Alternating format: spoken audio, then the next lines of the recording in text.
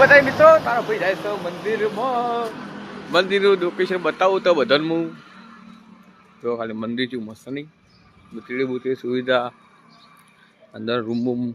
પછી કહું સભાખંડ આખું ચિત્રણી કેવું ભાઈ મારો મારા કેમેરા કાચ ગાડી ખુલ્લો હ ચોકતાર ભાઈ રહ્યો ને મૂકીને આતો રે ખુલ્લો ખબર નહીં અંદર કે લઈને જતું રહેતું